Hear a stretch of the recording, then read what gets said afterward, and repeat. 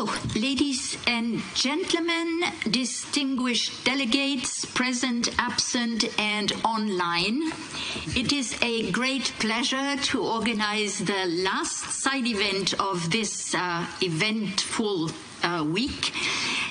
This side event is organized jointly, and that gives us great pleasure, with our colleagues and friends from the World Bank Group. And I'm going to hand over for the opening remarks to Asiya Aklake, the practice manager and global investment unit in the World Bank Group. Before that, I would just like to recall the history, if you want, of organizing this side event. We had a discussion at the last commission session about the interest for states involved in investor-state disputes to exchange good and sometimes best practices on dispute prevention in order to avoid grievances and problems arising with foreign investors to escalate into disputes.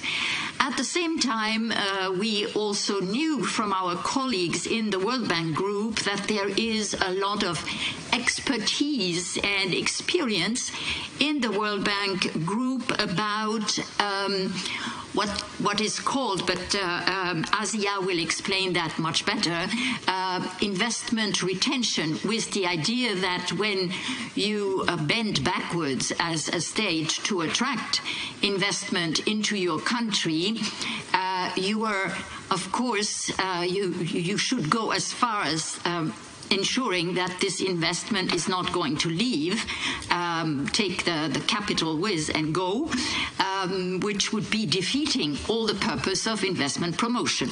So with that in mind, my colleagues and the colleagues in the World Bank have put together a discussion for you today in the form of a forum of dispute prevention and investor-state dispute settlement, and we will have various interventions presenting the experience of states in the prevention of disputes with investors. So without further ado, and because we started late, and apologies for that, I would like to give the floor to Asiya Aklake, the practice manager, Global Investment Climate Unit at the World Bank Group, and I thank very much for this joint endeavor, and particularly the colleagues that have helped put that together from the World Bank Group. Thank you very much. Over to you, Asiya. Thank you. Thank you very much, Secretary Yvonne Brett. Ladies and gentlemen, distinguished delegates and experts, it is a great honor to welcome you today to the Forum on Investor-State Dispute Prevention. As Secretary Yvonne Brett mentioned, it is being jointly organized by UNCITRAL and the World Bank as part of the 56th session of Recording in progress. The working group focuses on investor-state dispute settlement reform and has been engaged in exploring various improvements to the ISDS of UNCITRAL. The working group focuses on investor-state dispute settlement reform and has been engaged in exploring various improvements to the ISDS process. The aspect of dispute prevention, the focus of this forum today, is a critical complement to the ISDS, one that the World Bank Group has been actively engaged in. Preventing investor-state disputes is critical. As we'll hear in the discussion today, the cost of investor-state disputes are extremely high for many developing countries. Legal fees for states alone are estimated around $4 to $5 million per case. Damages can run billions of dollars. But beyond the financial burden, the reputational risk can compromise the investment competitiveness of countries, thereby impeding the prospects of new investments, as well as jeopardizing existing investment in the country.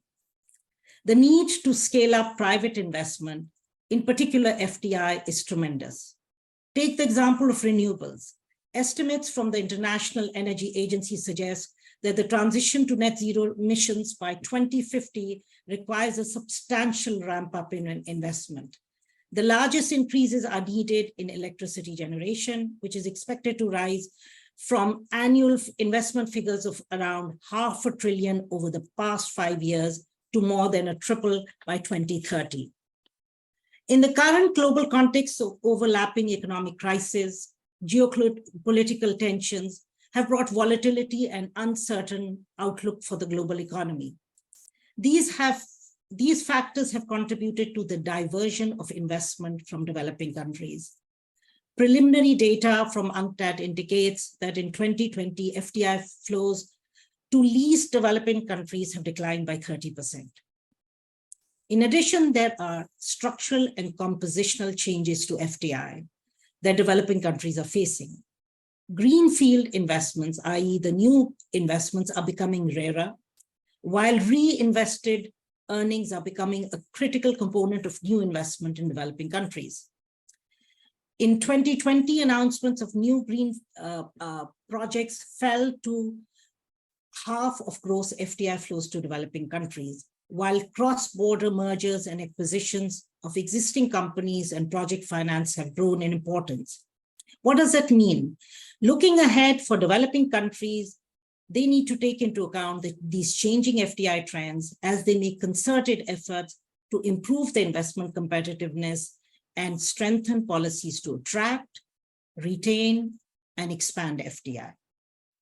Putting in place these effective measures to prevent investor-state disputes is one important element of this overall complex policy agenda.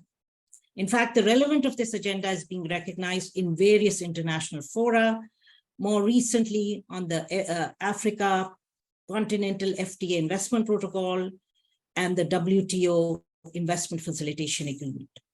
Today's forum thus comes at an opportune time where UNCITRAL, World Bank Group, and representatives from governments of Bosnia and Herzegovina, Brazil, Vietnam, Rwanda, and practitioners will share the experience and good practices with regard to this important agenda of dispute prevention in ISDS. With this introduction, let me pass the mic to my colleagues to start the discussion with our excellent panelists. Thank you. Over to you, Priyanka.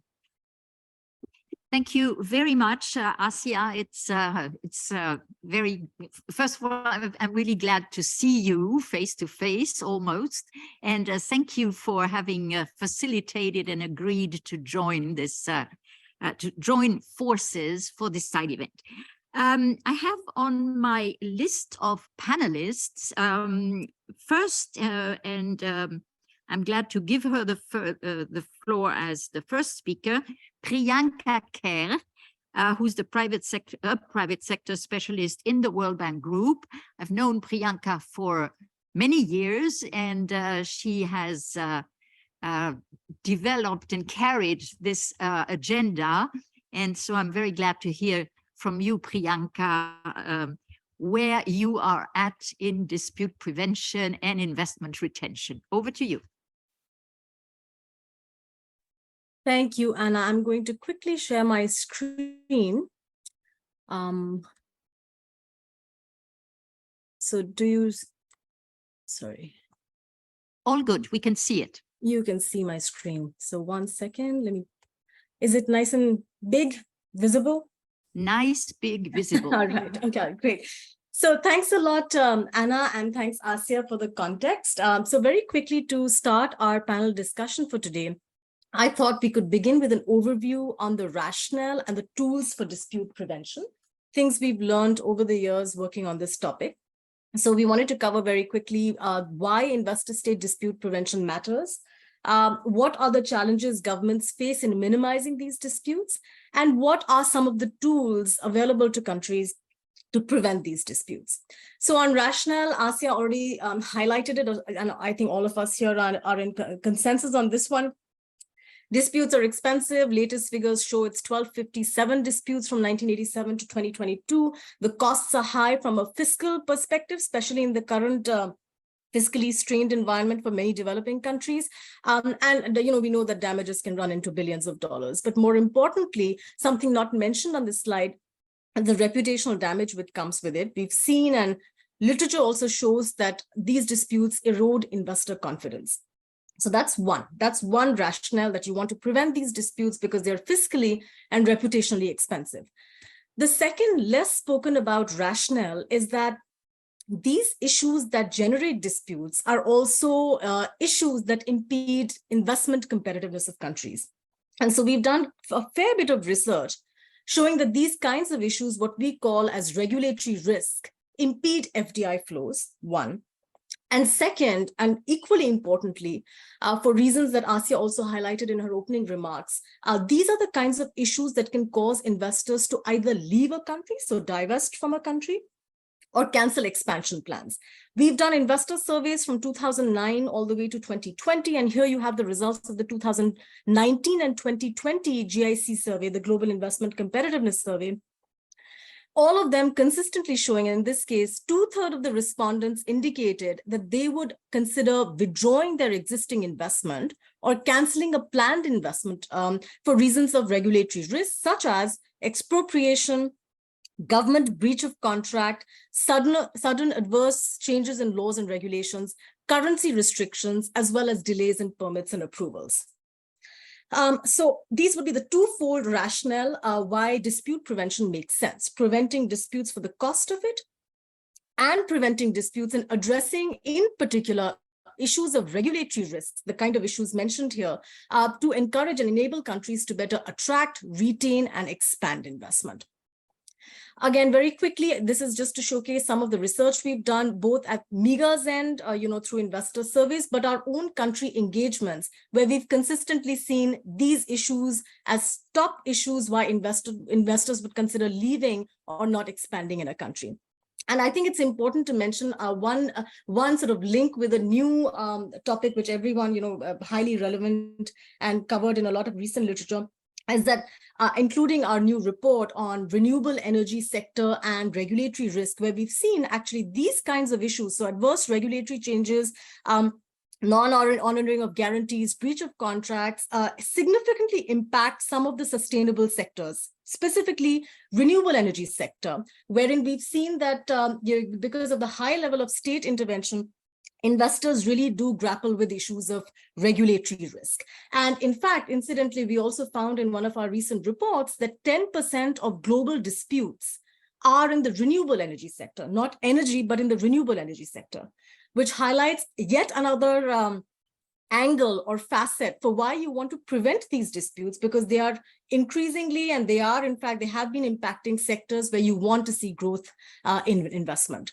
So to summarize, there are two buckets of issues or classification of issues that we've seen through our research and our country operations impacting divestments or impacting the ability of countries to retain and expand investment. On one hand, you have political risk, or a subset of which the regulatory risk issues, which are essentially issues caused by government actions, so government conduct.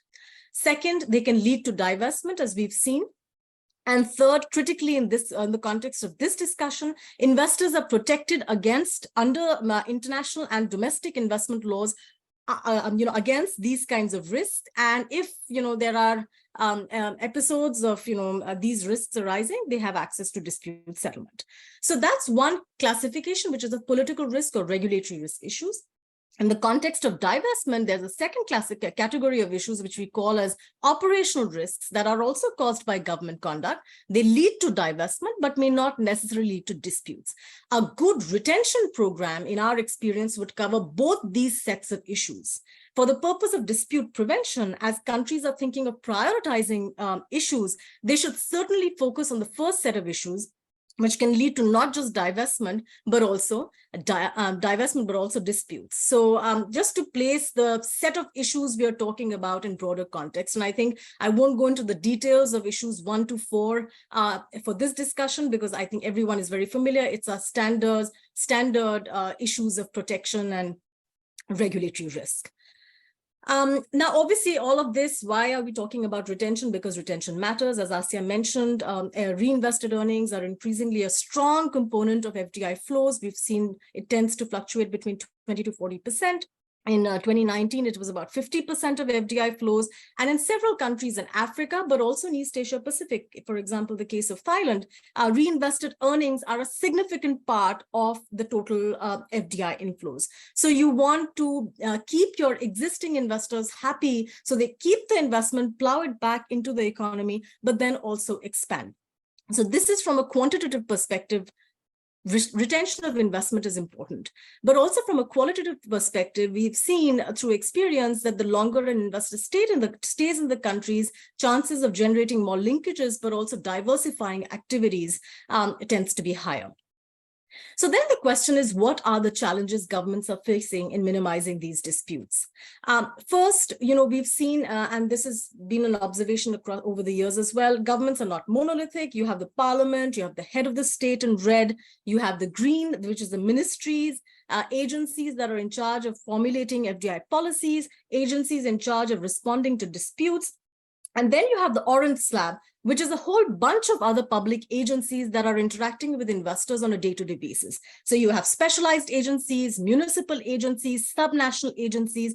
What we often see, they're interacting with investors on a day-to-day basis through concessions, through licensing, approvals, to all kinds of business transactions.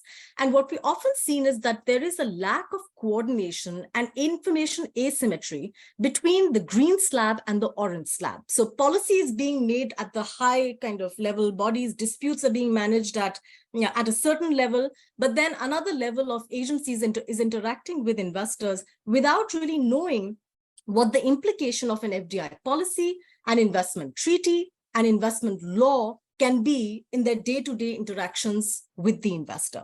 And so any dispute prevention or investor retention mechanism needs to be able to bridge this information. Asymmetry needs to be able to bridge this lack of coordination between the various arms of the government. Second issue that we've seen is poor service delivery. So we've done surveys again. We've seen that investors like to engage, the primary tool that they're using is engagement with the host government to resolve these issues, but we're also seeing that they're not happy with the kind of response that they received. So essentially a case of poor service delivery.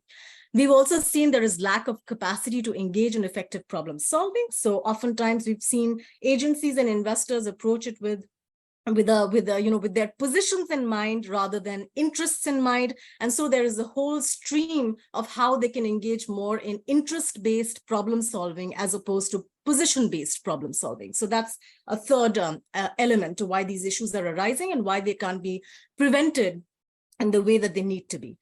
Then there is also the issue of lack of understanding of investment rules. This was the information asymmetry, lack of awareness between the two slabs, the green and the orange that I referred to earlier.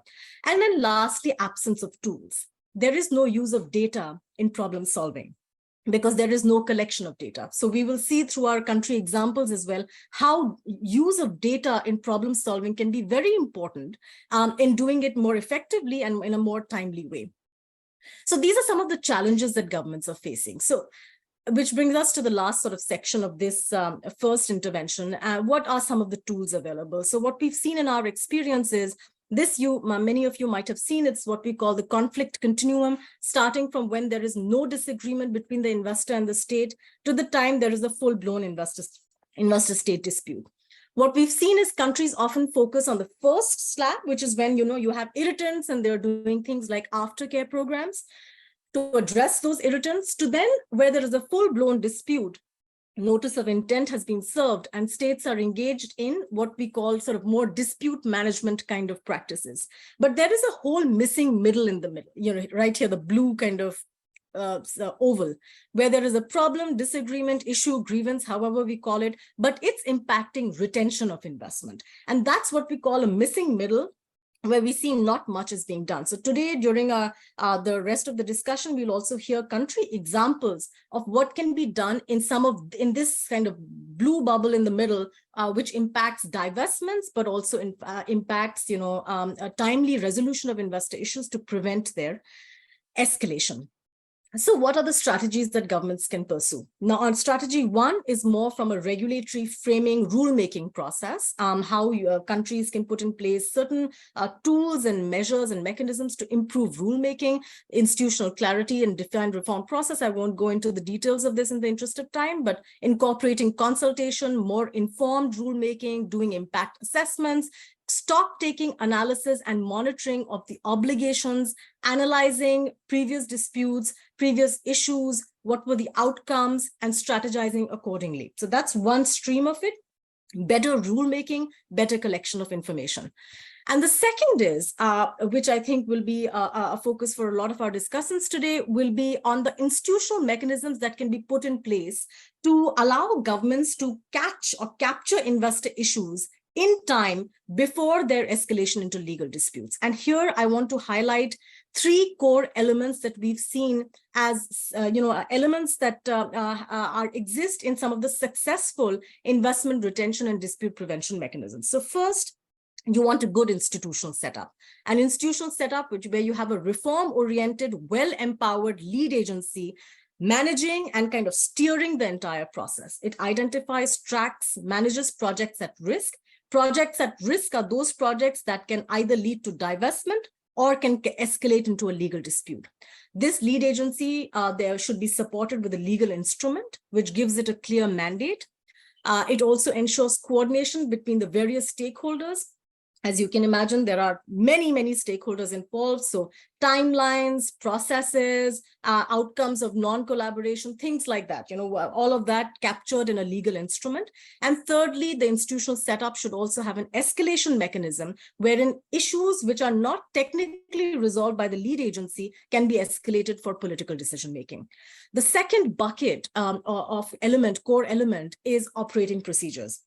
You want to highlight a set of key action items that define the procedures that the lead agency will follow and bring together the various stakeholders and execute a plan to reach out to investors, whether it's reactive or proactive. How do you find out about these investor issues? Second, how do you record these issues, and how do you, what kind of data should you be collecting on these issues?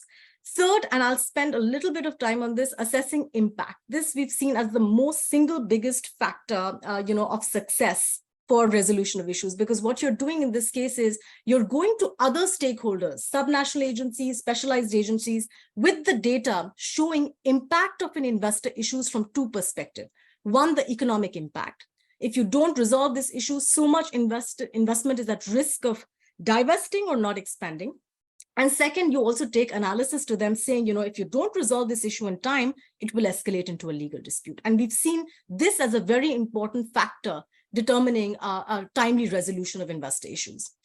Fourth, good problem-solving techniques and processes. Fifth, escalating and advocacy. And then, of course, sixth, you want to embed strong follow-up in your operating procedures in any mechanism that you set up.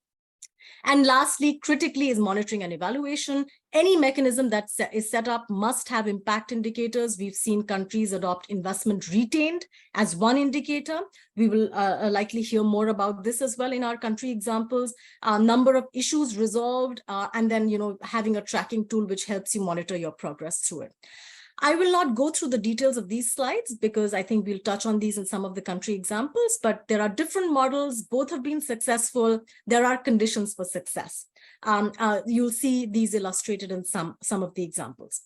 So that's one. Second, this is a standard process that we've seen countries follow for successful dispute prevention processes and investment retention mechanism processes. Lastly, this is the kind of data that we've seen investor agencies collect for kind of analyzing the investor issue in a timely way. Asya spoke to this as well. There's lots happening in this area. A lot has been discussed. A lot has now been confirmed in the content of investment treaties as well. We've heard about, of course, there's a facilitation agreement at the WTO. This forum, complementary tools, we've seen it discussed in various Korea agreements, but also the RCEP agreement very earlier on. And then again, very recently, the AFCFTA with the investment protocol. So there's much happening, and this issue and sort of the need for this is being recognized globally. Lastly, I'll leave you with this. This is a set of materials, some of which jointly prepared with UNCITRAL on the topic. And thank you very much for your time. I'll stop here. Over to you, Anna.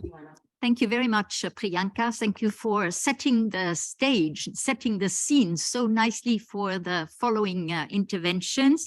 And we will go straight to Ricardo Figueiredo de Oliveira, who is the executive from the Executive Secretariat at CAMEX, the Ministry of Development, Industry, Trade and Services of Brazil. Over to you, Ricardo. Yes, thank you for the invitation. Thank you, World Bank and UNCITRAL for the invitation, the opportunity to present the direct investment board in Brazil. I will share the presentation.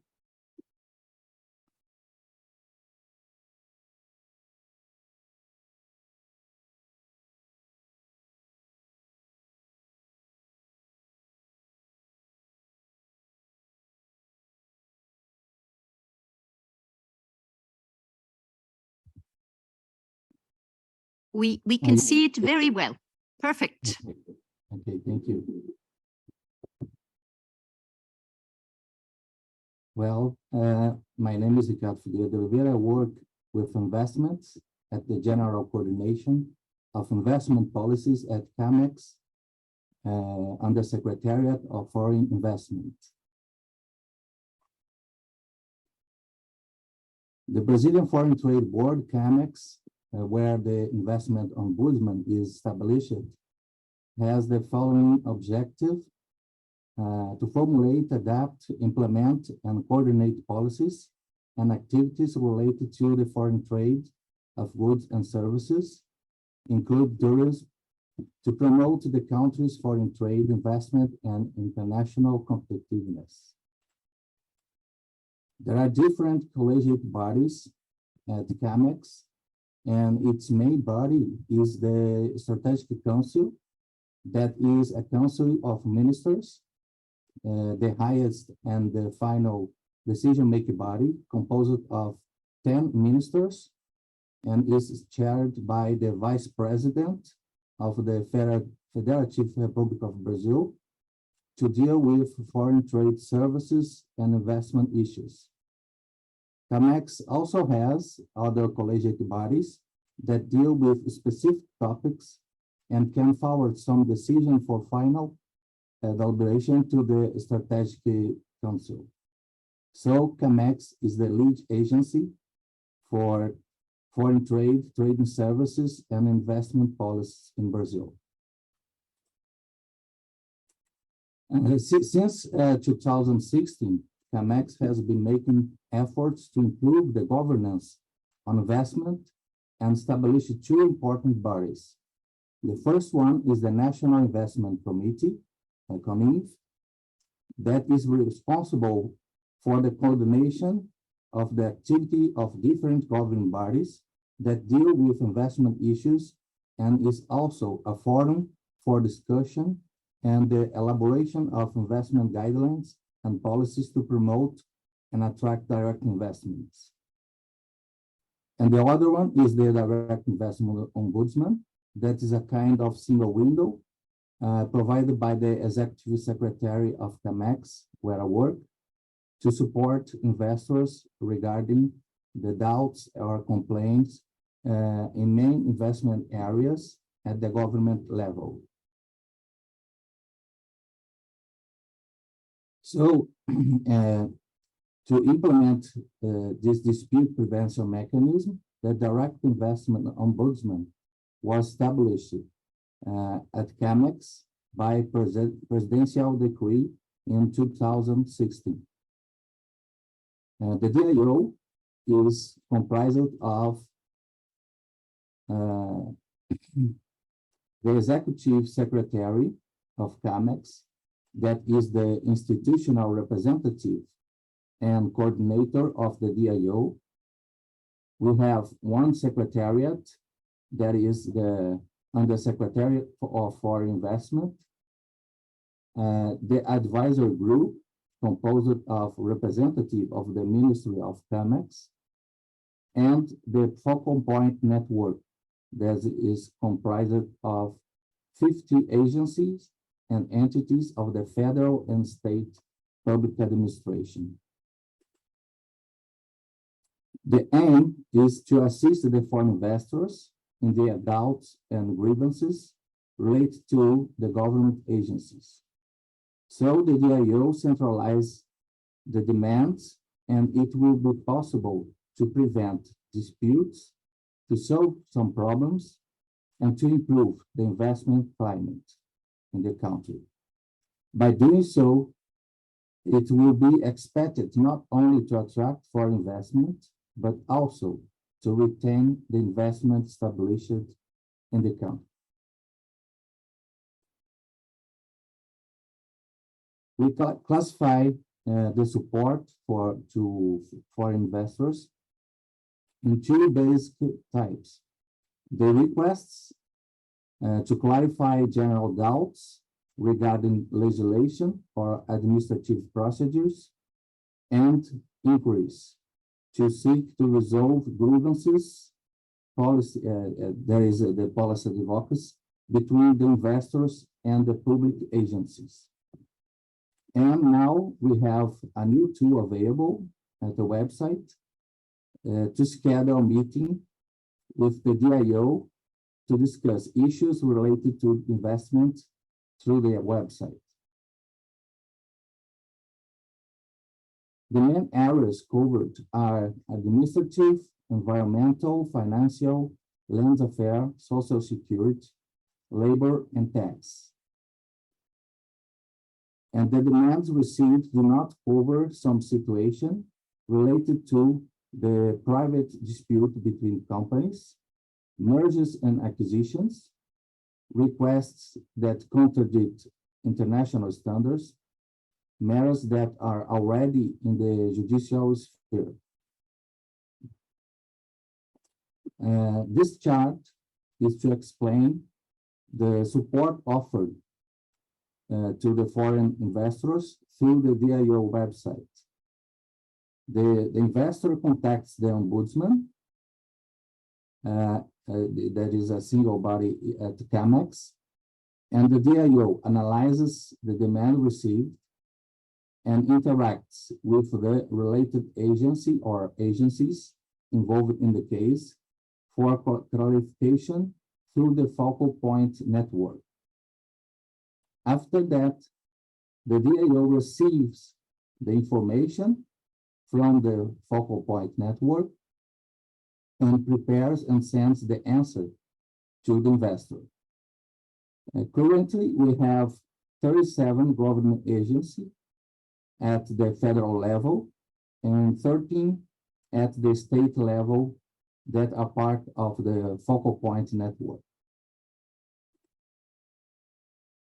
In 2009, in cooperation with the World Bank Group, we made a roadshow in some states to explain more about the new bodies created at CAMEX, the National Investment Committee, and the DIO, and to talk about the importance to improve the interaction between the federal and state governments.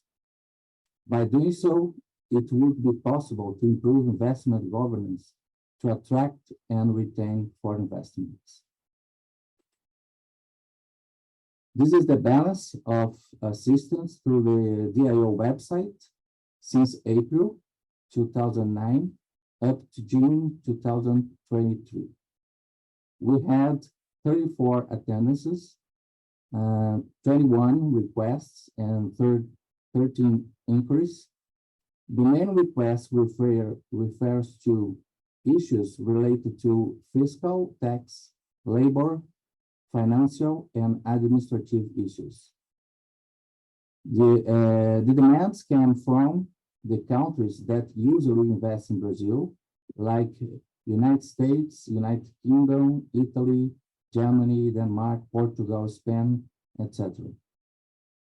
And there are several sectors related to these demands, like renewable energy, financial services, telecommunication, information technology, manufacture of metal structures, and so on.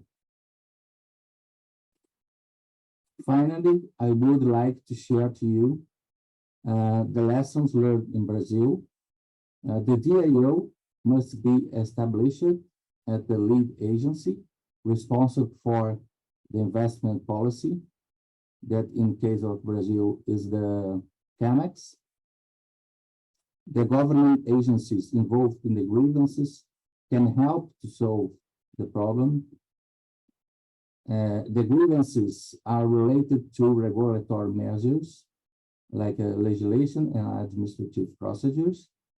It's also important to have participation of the subnational government agencies where the investments are located. So we have to improve the interaction between the national and subnational government. So improving the governments is necessary to attract and retain investment in the country. Thank you. Thank you very much, Ricardo, for this presentation, which explains very well both the structure and also the mandate of this ombudsman service set up in Brazil. I'm giving the floor now to Van Le, who's investment counselor at the Embassy of Vietnam. You have the floor. Thank you for giving me a chance to share the experience from Vietnam in the CERN pilot project a few years ago that we done under the technical assistance of World Bank. Thank you, World Bank. I would like to share my screen now.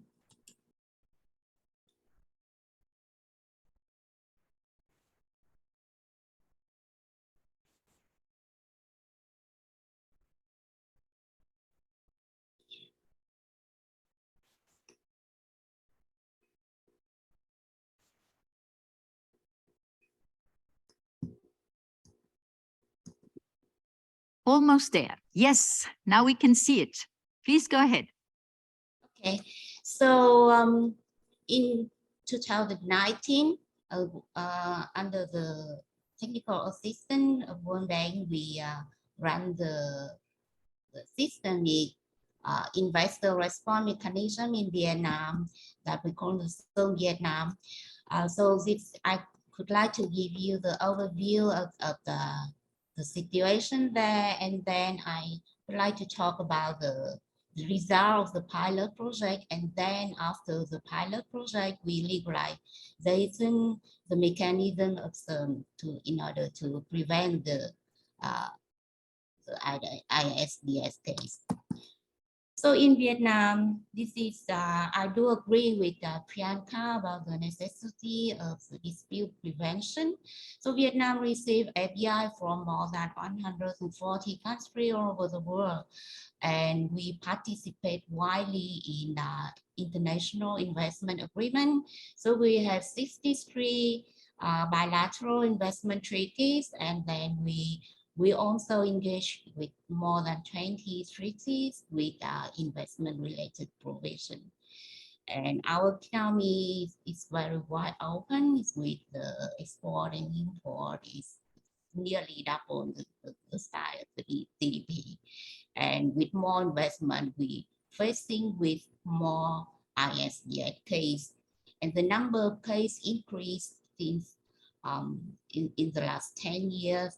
And we summarize that the average cost for each case that the government have to spend to deal with is from 5.3 to 5.9 million US dollars. It's huge for Vietnam, it's a developing country. So, and besides the cost for the government, also I do agree with Priyanka earlier that it's negative impact on the investment environment when the country promote investment into the country, while the others, we cannot retain the investor in the country. It's a bad situation, is negative impact on the greenfield as well as the expansion of the current investor in any country. So yes, this is really necessary to recognize the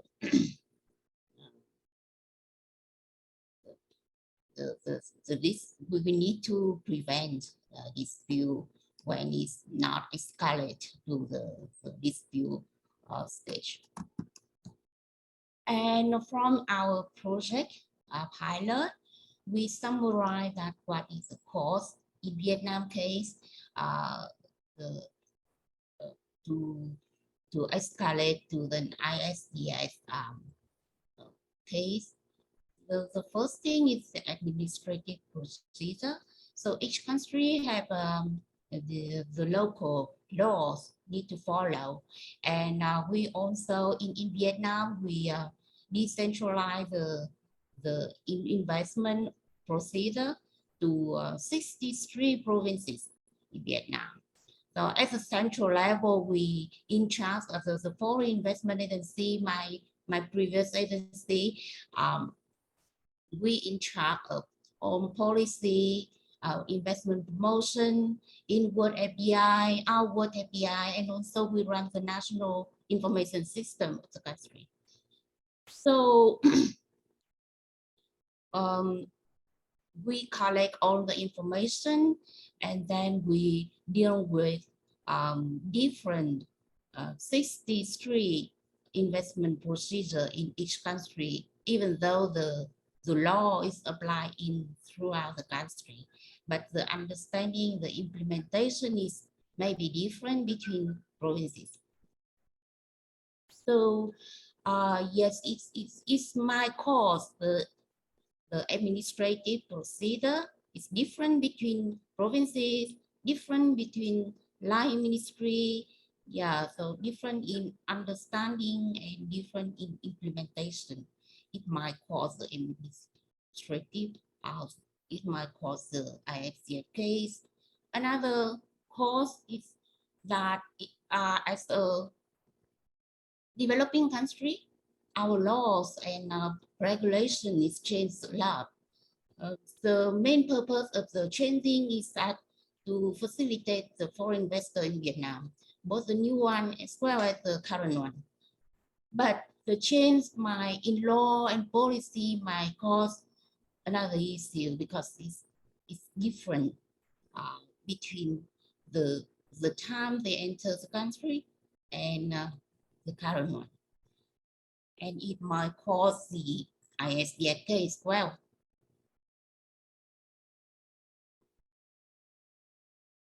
And another reason might cause the ISDS case is non-compliance, investment registration, certificate, or the contract from both sides, from the government side as well as from the investor side.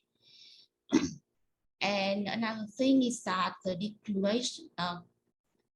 discrimination treatment. So I mentioned that we decentralize the investment procedure in Vietnam. It gives investors more convenient to work with the local government, so they don't need to travel throughout our country, but also it might have a risk of discrimination between provinces. And another reason that we summarize from the cases we collect is that the lack of transparency in policy, and it's caused a difficulty in information access for both government, the local government, as well as the investor.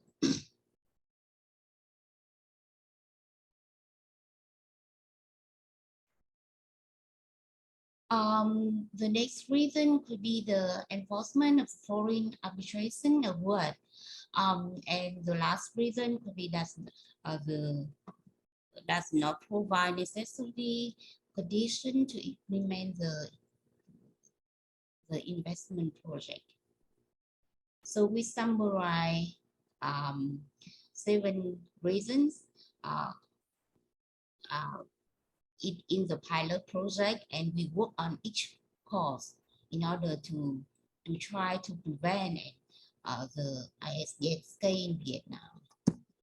So we recognize and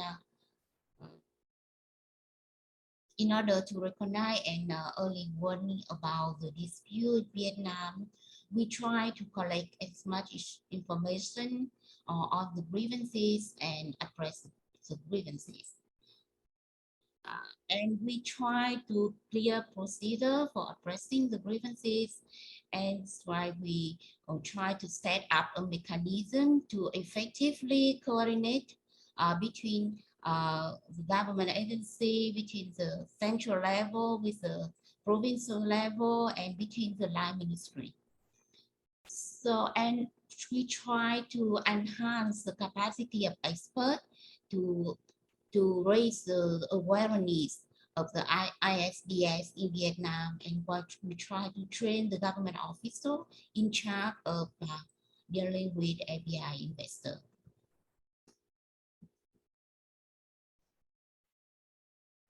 So the purpose of the SUM project that here we try to capture the information before they about the grievance, and then try to deal with the issue that may cause the ISDS case from this process before it escalates to the ISDS case.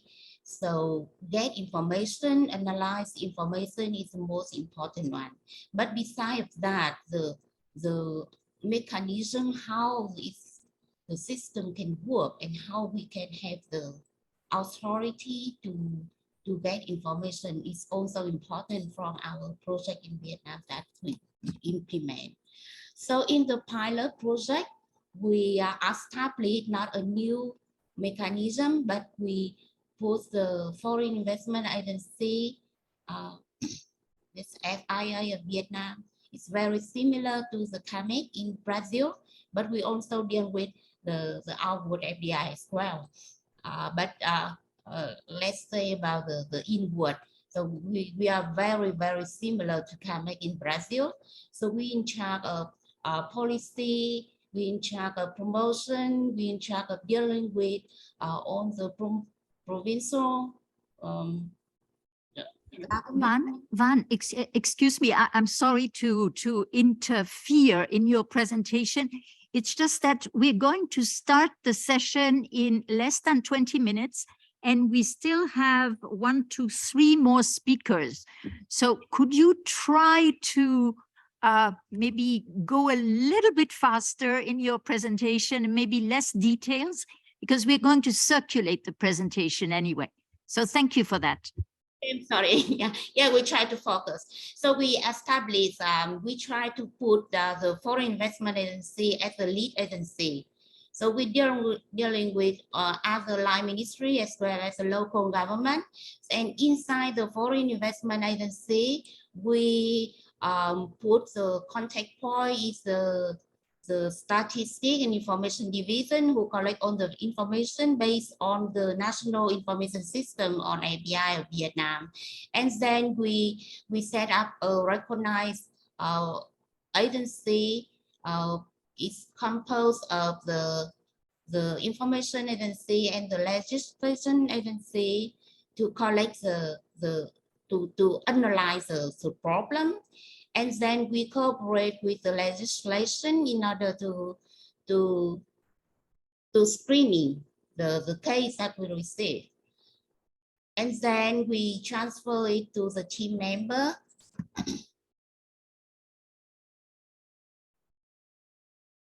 So when the issue recorded in the system, we get more information by interviewing and research for more info from the investor. And then when we collect full information, we move to the legal analysis. And we also did the economic analysis.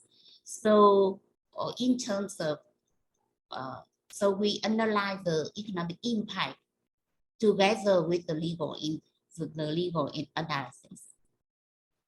And then we report it to the Director General of the focal point of the lead agency to see how we can solve the problem.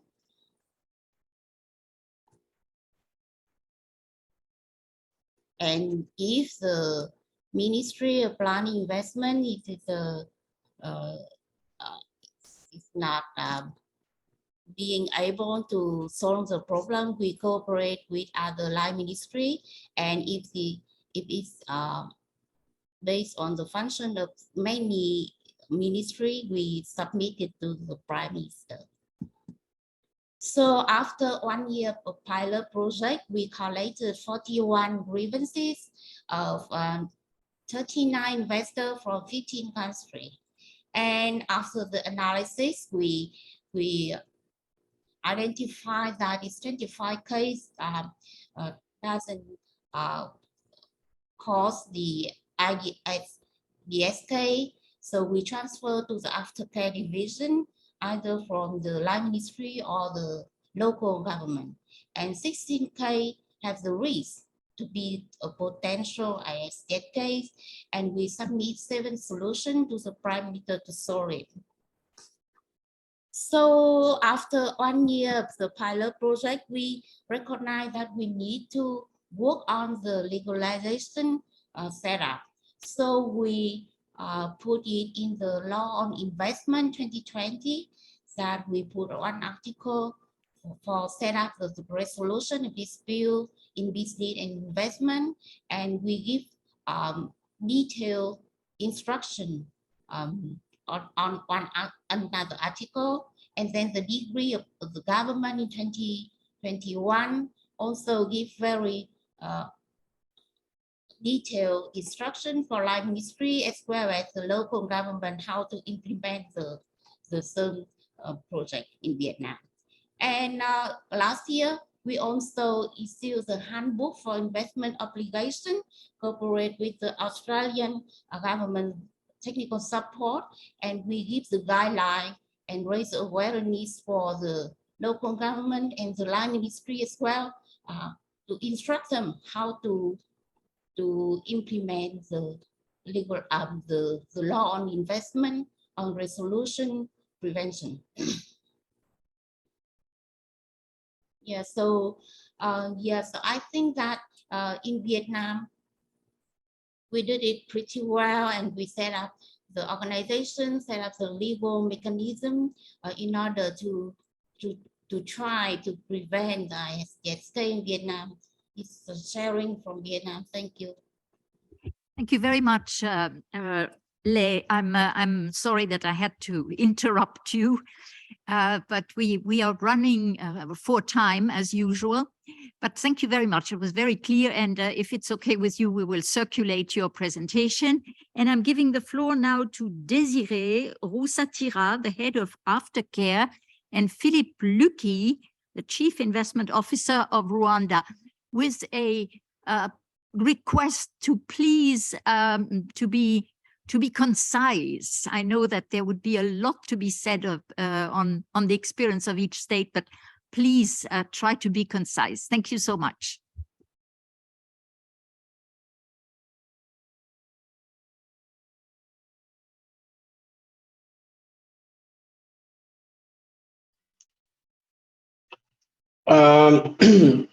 Good afternoon. Can you hear me? Very well. We can hear and see you. Go ahead. Thank you. Thank you, Priyanka, for that. Madam Secretary, colleagues from the World Bank, thank you for this. I guarantee to the Secretary that, the Honorable Secretary, that I'll be as precise and concise as possible. As you said, my name is Desire. I head what we refer here in the Rwanda Development Board as the Reinvestment and Invest Aftercare Department for the Rwanda Development Board. an institution that is charged with promoting investment and facilitation of that particular investment here in the Republic of Rwanda. If we could move on. So this is where we are, in the heart of Africa, and very, very, very good country to live in. Nice climate and everything that goes with it. I want to, if you could go next. Thank you. I wanted to really be very specific. The lead agencies in Rwanda is the Rwanda Development Board. We do promotion of investment, we do facilitation. We are within the Rwanda Investment Board, Rwanda Development Board, there is our unit under the Chief Investment Officer. We detect, we analyze, we propose recommendations. We have a head of department who has what we call key account managers for different sectors. And that's what we do. So now we deal with everything in terms of grievances from investors, and we are tasked with making sure that these grievances and issues are resolved. Our job is mainly to distinguish between what are grievances, what are high risk, and we do that. However, we're doing it in a manner that is not legalistic. We do, and I think the focus is always on amicable settlement. And that has been re-established and re-energized in our legal foundation under the new law that in Article 14 and 15 that will really put us with the mandate to actually go into these issues and resolve them. Now, for us to do this, we have been doing this for some time. Working with the World Bank Group, we have been able to develop this tool, the Customer Relations Management System, on an Anodo platform that allows us with the SAM model to be part of the CRM, to be able to, as Priyanka talked about, be able to collect the data for all our investments. Using data has been allowed us to be able to act on policies that evidence-based. And I think for me, that has been very, very helpful. And next. So what do we do? I really thought this would show us quickly what we really do. So when a grievance is solved, we get an issue, we analyze it, we follow up, and after we do that, we send a satisfaction letter or survey or talk to that person. But within RDB, when we receive an issue, what do? We try to resolve it within a department, but we have an escalation mechanism, a mechanism that is still internal within the Chief Investment Group. That's the level above the heads of department, and then to our head of institution with the CEO. However, if that becomes big enough and we think it is systemic in nature and we need outside intervention, the system, the law has allowed us to refer to the Private Investment Committee. The Private Investment Committee is a committee made up of statutory. It's made up of heads of institutions of government, where we discuss issues related to the private investments. And if the consensus that comes out of that is referred to cabinet for adjudication, and usually it comes into a form of a change of a law, regulation, or otherwise. The process is simple, it's quick, and we think is very effective in that way. Maybe go next. So having said that, the issues that are referred to, as I said, are two issues, set of issues, the ones that are solved at RDB level, but those that are escalated. Issues that last year, a sample we took from 2018 to 2023, about 15 issues were resolved, 22 of them were high risk, and a combined total issues 1,477. In terms of numbers, the issues we resolved served around $37 million. And those were retained. Issues were resolved. No, sorry. The retained investments were about 37 million, and then we retained about 4,500 jobs. Now, what are the more?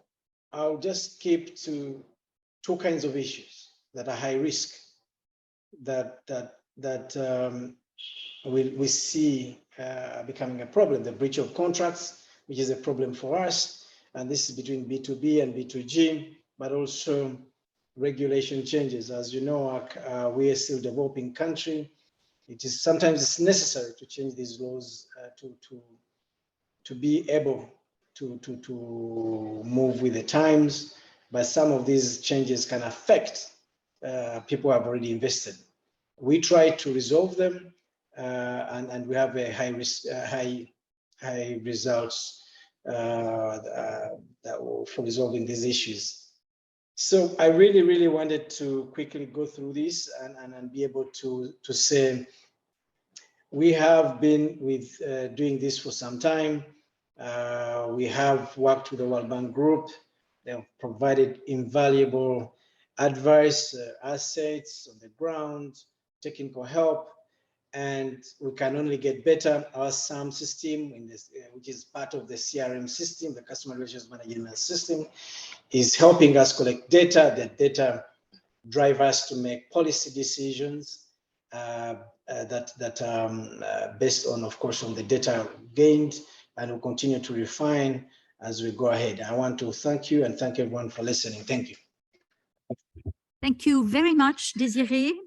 I'm giving over now to Samira Sulemanovic, the head of the Department for Bilateral Trade Relations at the Ministry of Foreign Trade and Economic Relations of Bosnia-Herzegovina. Over to you, Samira. Thank you, Anna. I'm originally a trade person, so in trade, efficiency is everything. So I'll keep it really short and still we have enough time before you continue with the rest of the meeting commission. I'm really honored to be among you today and to share some of experience of my little country, which you may find useful to use in your country as well. So let me share with you a very short few slides.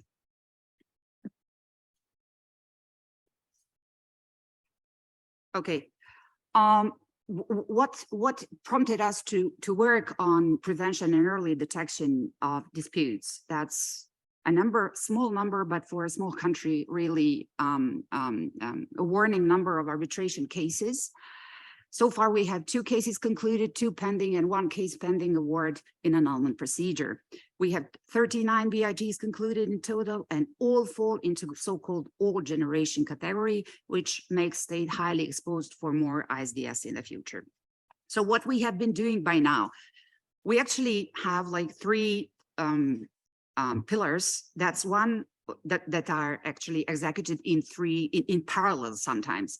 First, it's reform of BITs and related policy. We have created new principles and standards for BIT, which will be like the cornerstone of our policy.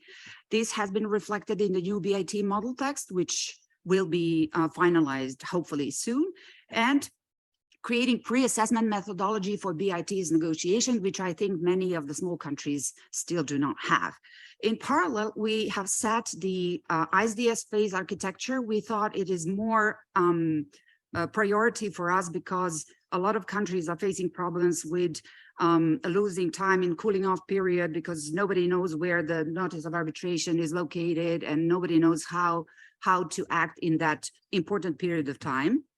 So we were also raising awareness, and we established a permanent negotiating body to support the General Attorney's Office of Bosnia-Herzegovina in addressing ISDS cases. Last but not least, we thought, okay, now there is a missing part that's setting a pre-ISDS architecture that's establishing a mechanism for prevention and detection of disputes and still raising awareness about the BITs, the responsibility of the country, the importance of communication with investors, etc. So what we thought is that, okay, there are some parts and there are some missing parts. In analyzing the usual problems with investors, we actually realized the major issue that is missing is communication and coordination. So the communication with institutions of the country, because investors do not know where to go and who to talk to, and also coordination among responsible institutions on the state level, on the state side. So in this prevention and early detection phase, we thought, okay, let's see what is the missing part and how we can make the connection between the missing parts. And once we have that, we also link that to the already established mechanism for peaceful resolution and arbitration case, which is the competence of this permanent body for negotiation in case of arbitration cases. So connecting the dots, or no need to invent the hot water. We thought, okay, we identified the institutions doing their job already. We thought it is important to establish good and streamlined communication between those institutions, and also to establish a kind of a coordinated and sequenced course of action. That is, in our opinion, precondition for effective prevention and early detection of disputes. So at the end of my short presentation, I would like to share with you some, I used to call them tips and tricks. What is our recommendation specifically for a small country with limited resources? Start with realistic and applicable models. Don't go for rocket science models and then face troubles in implementation. Start with something realistic and then improve over time when you see what is missing from the mechanism. Identify the roadmap. Once you know the stakeholders, it is easier to connect them. Use as much as possible existing links, procedures, modus operandi. My sister is a civil engineering professor, and she said to me that roads are being built by letting people walk first, and then you build the road where they walk, not to build the road where you want to have the road. So I imagine we should see how the investors are working, where they go, and then just make a connection for them to easy that cooperation and coordination. Explain to stakeholders that they already do something, so you want them to be the part of the mechanism, so they don't think you are inventing a new job for them. And finally, prevention versus arbitration. It is worth investing time in prevention from our point of view, because you can always resort to arbitration. Building positive image and trust is important. And that's, I think, the major importance of this prevention and early detection of mechanism. And word of mouth is a powerful technique in marketing. So if we air the positive ideas in our country that we are really willing to talk, if the investors have the feeling that they know who to turn to for their problems, it will spread around, and vice versa. The negative impact also is spread. So these are the some of the experience. I could talk longer, but I think Sylvie deserves her time before the break is end. Thank you so much. Thank you very much, Samira, and thank you for condensing this very elaborate system into presenting it in so short a time. So over to Sylvie Tabet, who is General Counsel at the Trade Law Bureau of the Government of Canada. Over to you, Sylvie. Okay, thank you, Anna, and thank you to the World Bank for inviting me to the side event. And those were excellent presentations, and Samir was extremely efficient. I nevertheless have 3 minutes, so I will try to highlight just a few points, and maybe just starting with the fact that obviously the Canadian approach doesn't work for every government. It really depends on the type of foreign investment you have in your country, the structure and the size of your government, your political structure, your constitution, and the type of instruments that give rise to investment disputes. So it's important to start by looking at those, the types of treaties that you have. Are there contract disputes most of the time, or are there investment treaty disputes, or are they based on your foreign investment law? So I think the response to how to avoid these types of dispute will also depend on the types of disputes.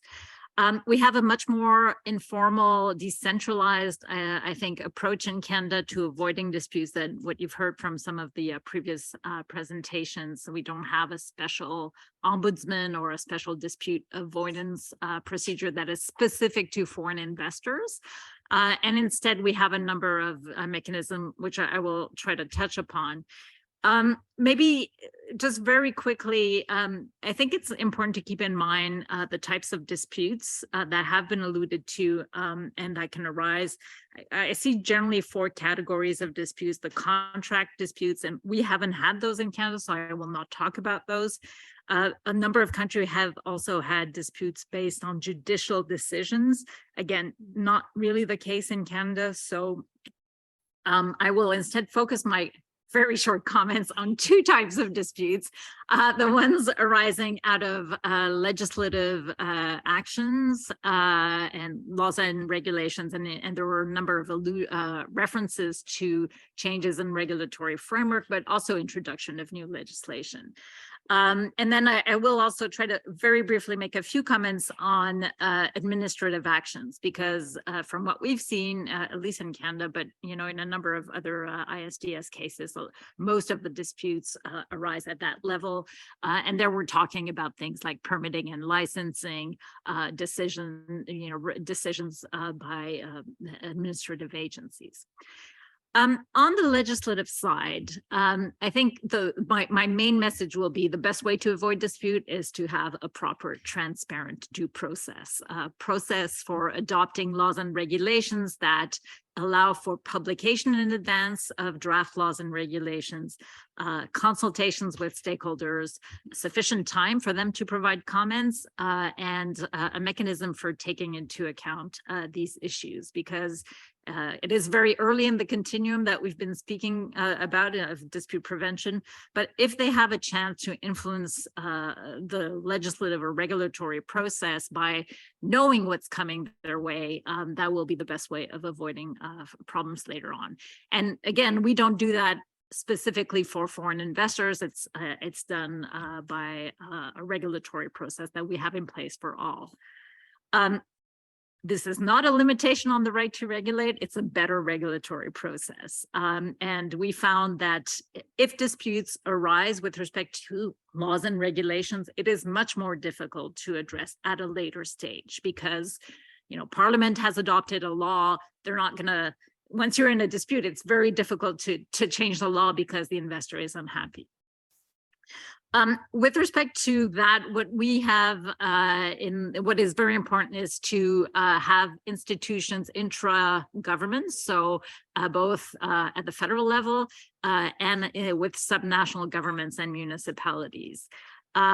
We have a lot of informal cooperation with subnational governments and municipalities. We cannot force them to change their laws or regulations, as may be the case in other countries. So what we have done is a lot of outreach, both within the federal government and at some national levels, to ensure their knowledge. And there were a reference to a few of the handbooks. We have done, for example, a handbook with our municipalities that touches on the kinds of issues that may arise at their level, for example, zoning, regulation, expropriation, etc. We, in the federal level, what we do, and it's mirrored a little bit at the provincial level for each of the provinces and territories, but we have a process, a cabinet process for that takes into account legal risk analysis, and that includes an analysis of trade and investment obligations. Generally, I should say that even before the law is drafted, the law will probably have taken into account any policy type issues that may arise, including legal risk that we would have identified earlier before it gets to cabinet. I'm trying to cover a lot here very, very quickly. So let me just move on to just talk a little bit about other tools, which I wanted to refer to is the fact that in our system, we also, I think the fact that each department or province knows that they may be fiscally responsible at the end of the day for an award, combined with the fact that they're aware of the investment obligations, has been the best way of ensuring disciplines. I think I've done as much as I can in 2 minutes.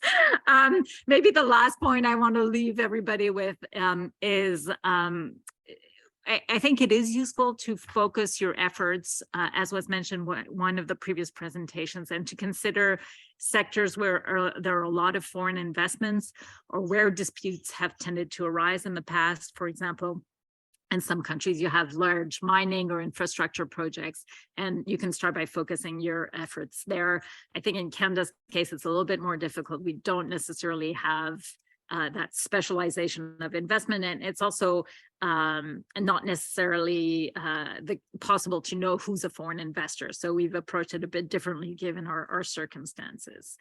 And in addition to the sectors, it's also useful to look at the kinds of the government departments, the administrative agencies that issue permits and deal with foreign investors, and do particular outreach with respect to them. Thank you. Thank you very much, Sylvie. Thank you for being so concise, but nevertheless to the point. I think we unfortunately have to cut short now this forum, but I think the idea of having these exchanges and having them continue in one way or the other as part of our reform of the entire ISDS system is certainly to be considered, because there are a lot of good, there is a lot of good practice out there, and there are a lot of good initiatives and a lot of interesting experiences. So with that, I would like to once again thank our friends and colleagues from the World Bank. Thank you to Asia and Priyanka, and thank you to all the speakers from afar and from here in the room for sharing your experience with us. If this is okay with all of you, we will circulate your presentations, and we will certainly keep in mind another time for exchanging on these practices. Thank you so much, and have a good day wherever you are, and we have a good end of the week here as well. Thank you. Thank you. Thank you. Thank you. Bye-bye.